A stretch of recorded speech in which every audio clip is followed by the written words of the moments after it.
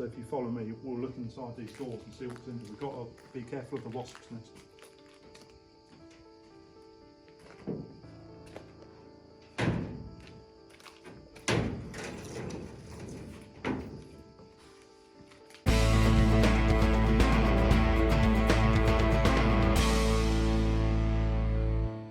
Hello from Italian Motor YouTube channel. And today I'm here in Tuscany. I'm at my in-laws house in deepest Tuscany in the woods on the way to Massa Marittima. We're about an hour and a half from Livorno. Siena's kind of that way, and you can see the weather, very hot. It's probably about 36 degrees I'd say. But anyway, just to show you that okay, it's my father-in-law's house, so I know what's in here already. But it's just to show you that if you look in houses in Italy, in basements and in sheds and stuff, there are still bikes to be found. Okay, so if you follow me, we'll look inside these doors and see what's in there. We've got to be careful of the wasp's nest.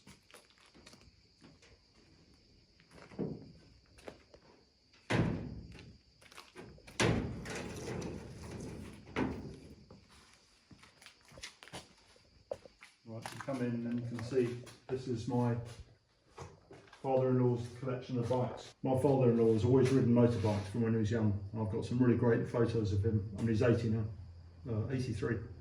I've got photos of him as a teenager and as a young man on his Marini 175.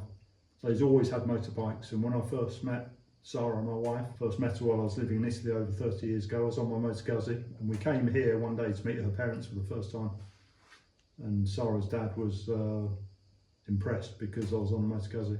Yeah, we've always gotten well because her dad always rode motorbikes and he was impressed by the fact that I ride motorbikes too.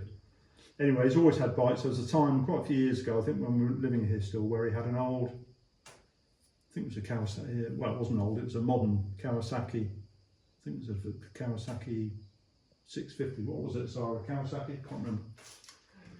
Anyway, it came to a point where a friend of his used to collect bikes. He said, do you fancy swapping the modern bike for the older one, because my father-in-law Alfonso was getting older and he thought he'd like something a bit slower.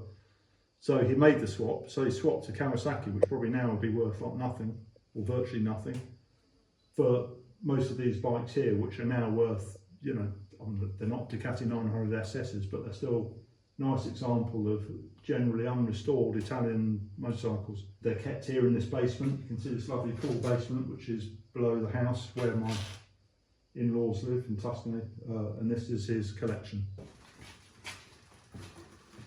So first bike, well, I'm not going to look at them all because it's too hot.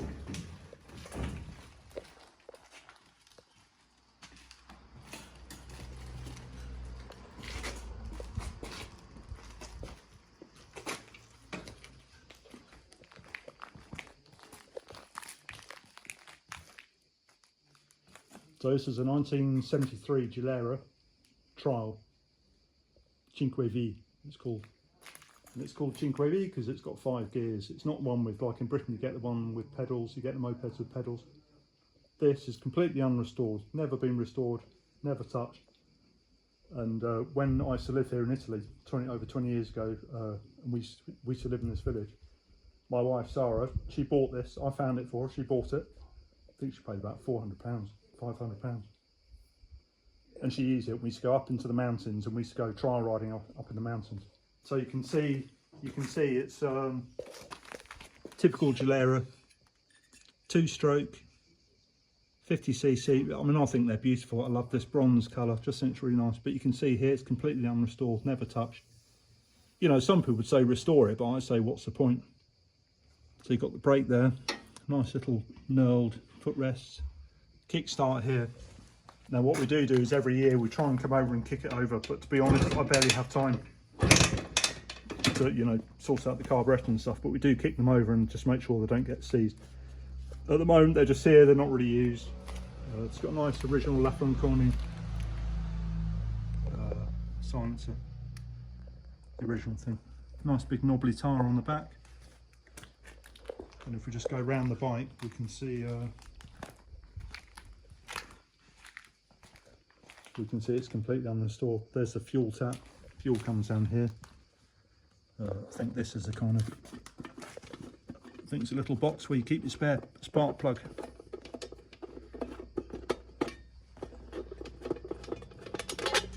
Or maybe it's the air box. Oh, there you go, yeah. Spark plug spanner. Because obviously a 2-stroke, you might need to change the plugs quite often. So. And it's lovely. And in England, I don't know how much these go for now.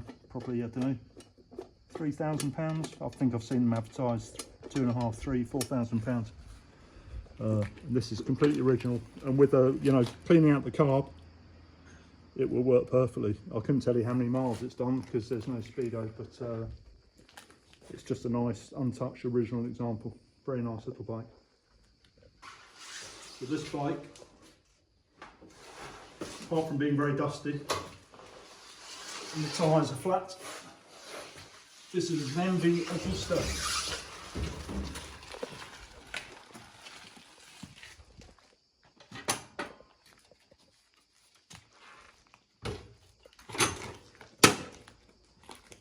MV Augusta.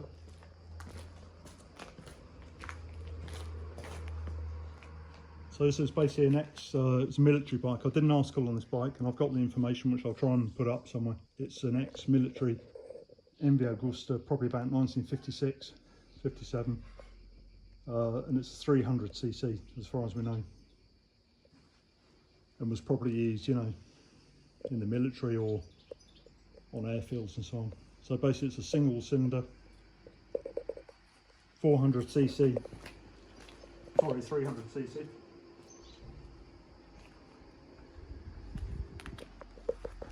You can see the nice MV Augusta castings, big single 4-stroke, big single cylinder, 300cc motor.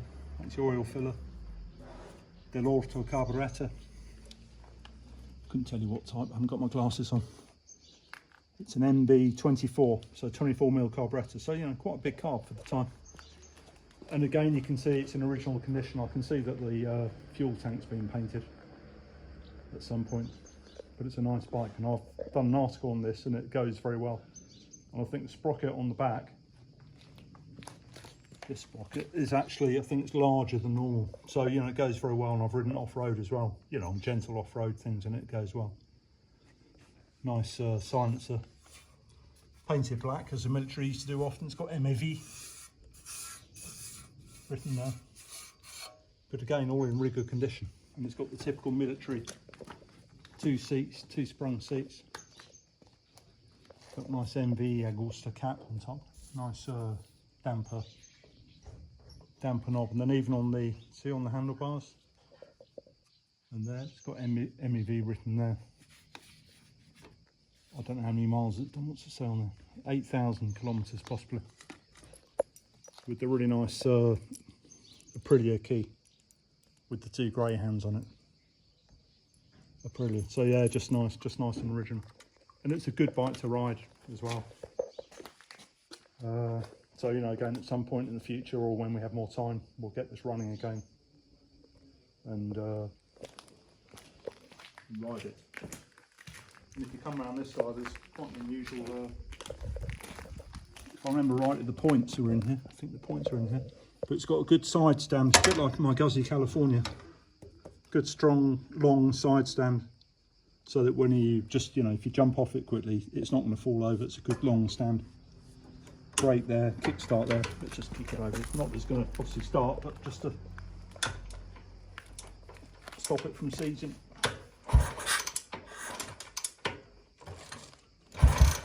Yeah, it's got really good compression. Yeah, it's a good engine. It's a good engine on this one. Then the fuel tap there, airbox, sprung seat. I think that's a little tool. Oh, that's where the battery goes in. That's probably the regulator in there. Yeah, it's a nice bike.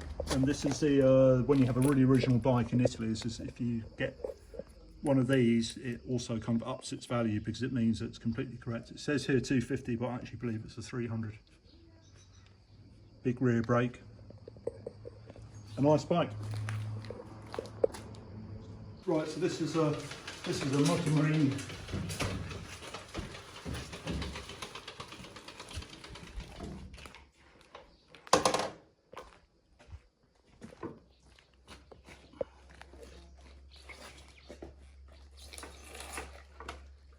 Which has a very unusual side stand. I think, can I trust the side stand?